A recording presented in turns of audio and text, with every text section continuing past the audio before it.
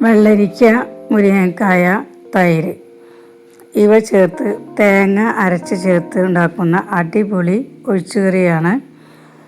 എങ്ങനെയാണ് നമുക്ക് ഉണ്ടാക്കുന്നതെന്ന് നോക്കാം. 1/4 മുറി തേങ്ങ ചിരകിയത്, 1/4 സ്പൂൺ കുരുമുളക്, ഒരു ചെറിയ കപ്പ് തൈര്. ഇത് നന്നായി ഒന്ന് അരച്ചെടുക്കണം. നല്ല പേസ്റ്റ് രൂപത്തിൽ തന്നെ അരച്ചെടുക്കാം.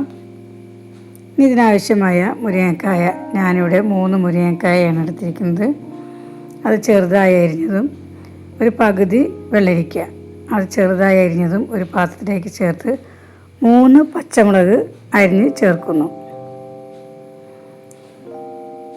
അതിനുശേഷം അതിലേക്ക് 1/2 കപ്പ് വെള്ളം, ഈ കഷ്ണങ്ങൾ വേവാനുള്ള 1/2 കപ്പ് വെള്ളം ഇതിലേക്ക് ചേർക്കാം.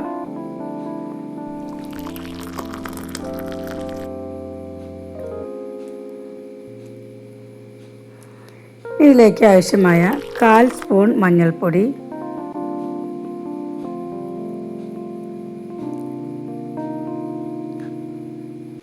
1 സ്പൂൺ മുളക് പൊടി.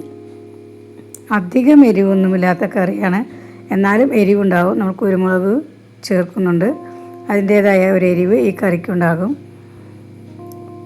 അതിനുശേഷം ആവശ്യത്തിന് ഉപ്പ് ഇവ ചേർത്തതിന് ശേഷം ഒരു 20 മിനിറ്റ് ഈ കഷ്ണങ്ങൾ വേകാൻ വയ്ക്കണം. മൂടി വെച്ചൊന്ന് വേവിച്ചെടുക്കാം.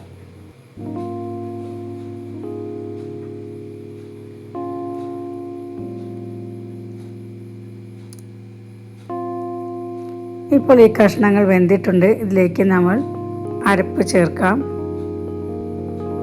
നല്ല പേസ്റ്റ് രൂപത്തിൽ അരച്ച അരപ്പ് ഇതിലേക്ക് ചേർത്ത് ഒന്ന് ഇളക്കാം. അരപ്പ് ചേർത്തതിന് ശേഷം അധികം തിളയ്ക്കാൻ പാടില്ല. ഒന്ന് ചൂട് വരുമ്പോൾ തന്നെ കറി നമുക്ക് ഇറക്കി വയ്ക്കാം.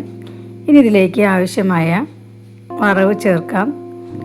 2 കഷ്ണം ചെറിയ ഉള്ളി, 1/4 സ്പൂൺ ഉലുവ, 1/4 സ്പൂൺ കടുക്, വറ്റൽമുളക്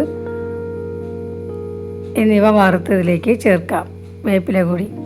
ഇനി അവസാനമായി ഇതിലേക്ക് ഒരു 1/4 സ്പൂൺ മുളക് പൊടി, എണ്ണ നേരിയതായി ചൂടാക്കി അതിലേക്ക് ഒന്ന് ചൂട് ചേർത്ത് വറുത്തതിലേക്ക് ചേർക്കാം.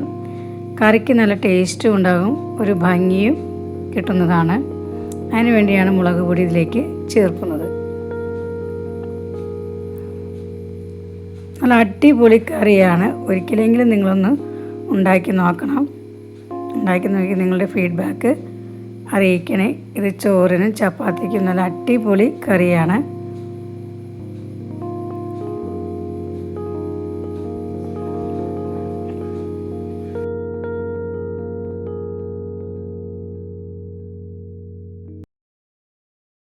ഇഷ്ടപ്പെട്ടാൽ ഈ ചാനൽ സബ്സ്ക്രൈബ് ചെയ്യണേ, ലൈക്ക് ചെയ്യണേ.